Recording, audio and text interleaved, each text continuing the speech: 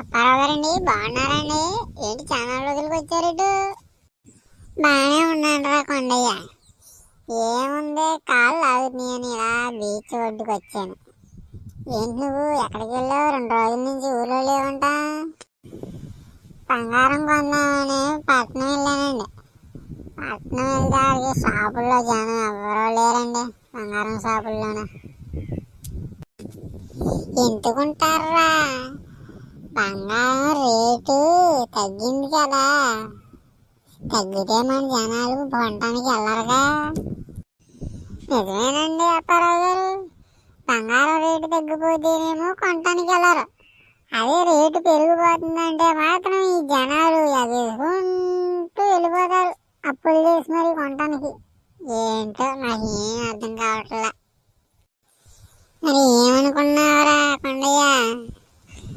జనాలందరూ అంతేరా, బంగారం రేటు పెరిగితే వెళ్తారు. ఏ బంగారం అని కాదు, ఏ వస్తువు అయినా రేటు పెరిగిందంటే కొనటానికి వెళ్ళిపోతారు. అదే రేటు తగ్గిందంటే ఎవరో వెళ్ళరు. అదేంటో మరి. నిజమేనండి అప్పారావు గారు, బంగారం 30,000 తగ్గింది. ఏం సుఖం ఒకడు కొంటలా. మొన్న మళ్ళీ అడిగితే రేట్లు తగ్గట్లేదని టీవీల్లో న్యూస్లు, ఫోన్లో న్యూస్లు. ఏం చెప్తామండి, జనాలంటే అంతేనండి బాబా.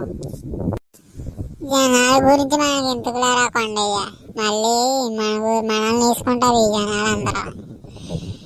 ఇంతకీ నువ్వు కొన్నావా లేదారా కొండయ్య? ఏం కొంటామండి, జనాలు ఎవరో లేరేంటా అని చెప్పి నేను భయపడి వచ్చేసానండి. ఏమన్నా కల్తీ ఏమన్నా జరుగుతుందేమోనని. ఓరి అమ్మ బడవ, అదేంట్రా కొండయ్య, భలే పని చేశారు.